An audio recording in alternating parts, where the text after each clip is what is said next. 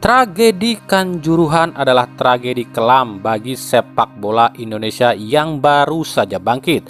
Apakah tragedi ini akan membuat kompetisi kita dihentikan musim ini dan apa imbasnya pada negeri ini? Dan di edisi kali ini pun kita akan bahas ambisi Luis Mia dan David da Silva dari Persib saat menghadapi Persija Jakarta. Assalamualaikum warahmatullahi wabarakatuh. Hai Rio Hotspot lovers, inilah Rio Hotspot untuk edisi kali ini. Tapi seperti biasa sebelum kita bahas semua videonya, saya tetap mohon dukungannya untuk channel ini agar terus berkembang dan bisa memberikan berita-berita informatif yang tentunya semoga saja bermanfaat untuk kita semua. Dengan cara klik subscribe, aktifkan juga notifikasi loncengnya, like, share, dan juga komen. Dan inilah Rio Hotspot selengkapnya.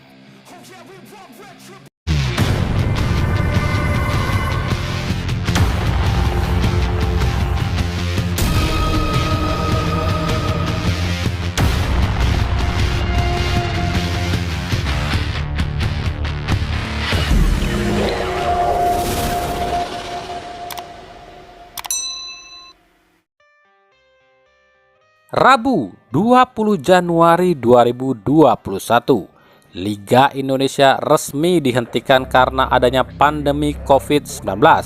Padahal liga utama kita kala itu baru melakoni 3 laga dan Persib Bandung tengah memimpin di tabel klasemen.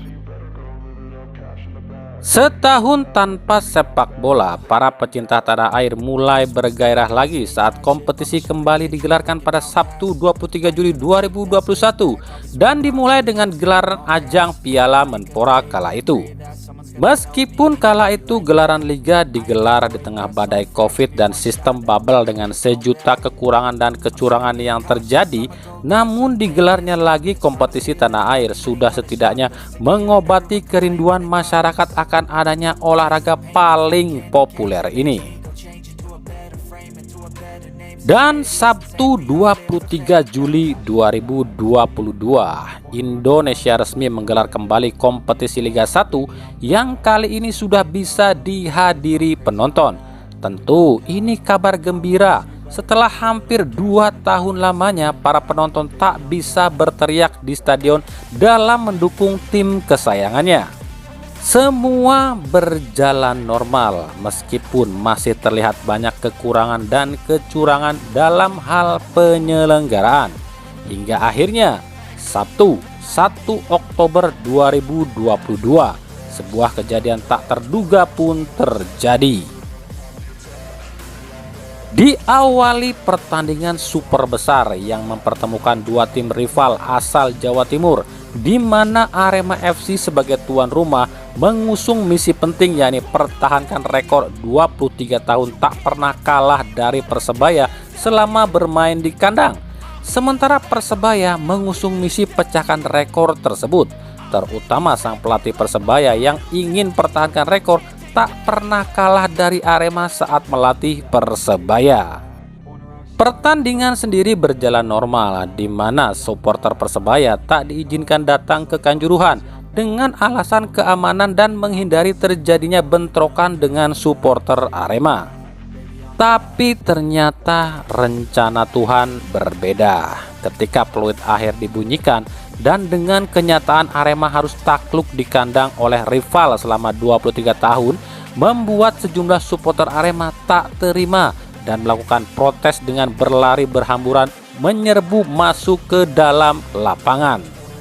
Kondisi semakin tak terkendali hingga aparat yang bertugas katanya terpaksa melepaskan tembakan gas air mata yang katanya juga tujuannya untuk membubarkan aksi anarkis dari supporter Arema. Miris, kelalaian dan kecerobohan panpel Arema dan pihak security pertandingan membuat laga ini menjadi laga kuburan bagi kurang lebih 131 pendukung Arema yang meregang nyawa di Stadion Kebanggaan warga Malang. Tangisan, jeritan, cacian, hujatan, keluh kesah dan aksi simpatik pun terus mengalir usai kejadian tersebut. Hingga akhirnya pemerintah Republik Indonesia mengambil sikap menghentikan kompetisi dalam batas waktu yang tak ditentukan.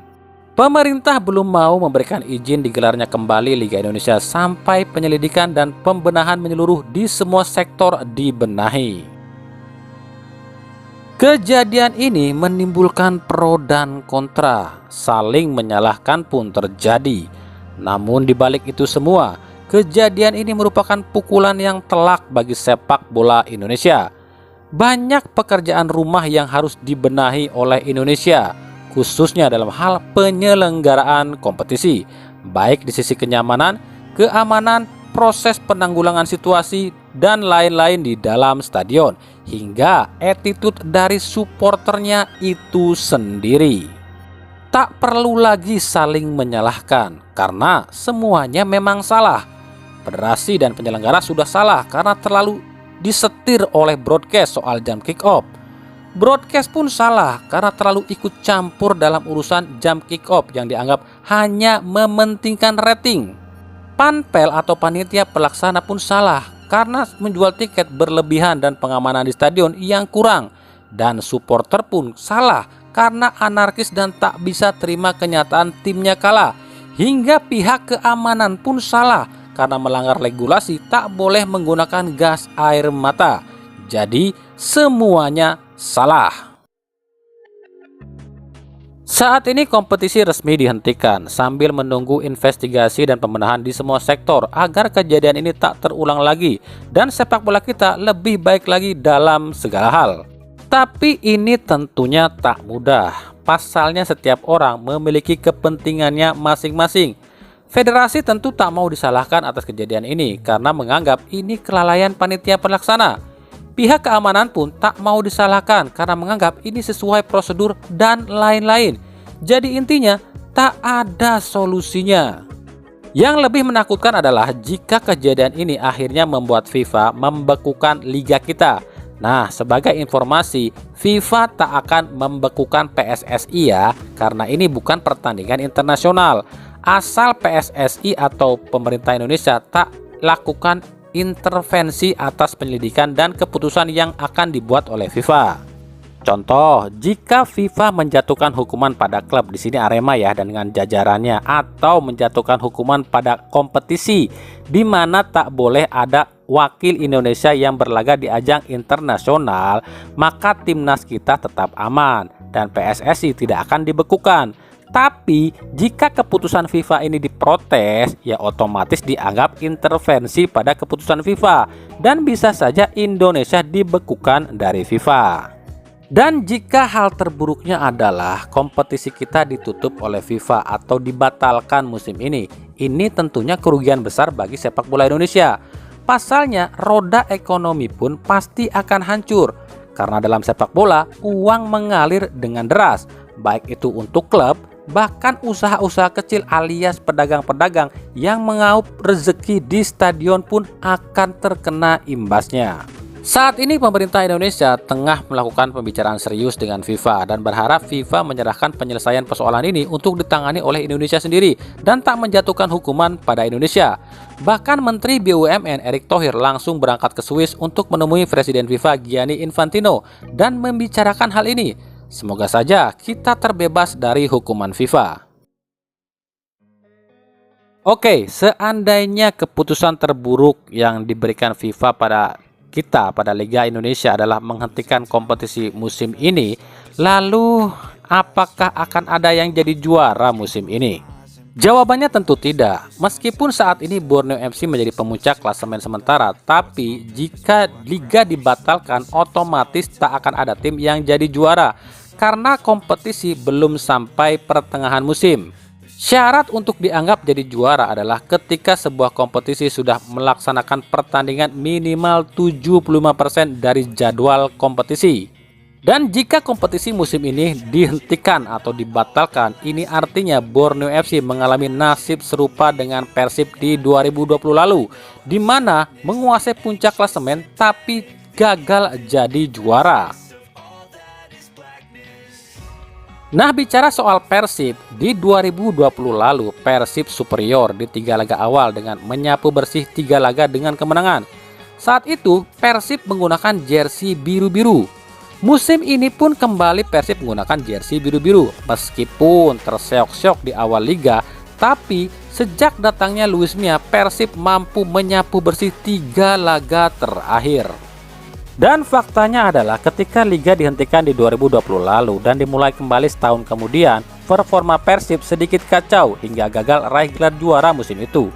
Lalu apakah nantinya jika liga digelar lagi, performa Persib akan tetap sama atau justru menurun?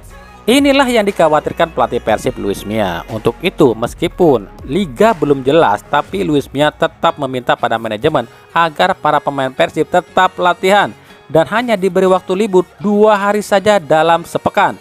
Jadi dalam seminggu itu pemain Persib hanya libur 2 hari, kemudian tetap saja latihan lagi seterusnya. Kayaknya Luis Mia ini udah tahu ya tipikal pemain Indonesia, dikasih libur ya melehoy deh performanya. Makanya Luis Mia geber terus latih Persib. Sebenarnya laga kontra Persija yang ditunda kemarin itu sangat ditunggu oleh Luis Mia dan David da Silva. Kenapa ya? Pasalnya ada misi tertentu bagi Luis Mia dan David da Silva. Misi apa sih? Misi Luis Mia itu adalah Luis Mia ingin jadi pelatih ketiga Persib yang mampu berikan kemenangan pada Persib saat jumpa Persija sejak era Liga Indonesia. Pasalnya sejak era Liga Indonesia di 2014 tercatat hanya 3 pelatih saja yang mampu memberikan kemenangan pada Persib saat jumpa Persija. Itu pun lebih banyaknya 1 kali doang menangnya. Seperti contoh, Jajang Nurjaman di 2014 2 kali bertemu Persija hanya 2 kali imbang. Di 2016 Jajang Nurjaman juga 2 kali bertemu Persija dan hanya 2 kali imbang. Lalu Emerald Abus di 2017 yang 2 kali bertemu Persija dan hanya 1 kali imbang dan 1 kali kalah. Lalu Mario Gomez di 2018 yang 2 kali bertemu Persija hanya 1 kali menang dan 1 kali kalah. Dan Robert Rene Albert di 2019 dan 2020 dengan catatan 4 kali bertemu Persija dan hanya 2 kali menang dan 2 kali kalah. Jadi Luis Mia ini inginnya dirinya lah pelatih pertama Persib yang mampu 2 kali menang melawan Persija saat melatih Persib. Sementara bagi David da Silva, misi David da Silva adalah jadi satu-satunya pemain yang mampu cetak 2 kali brace ke gawang Persija sepanjang sejarah.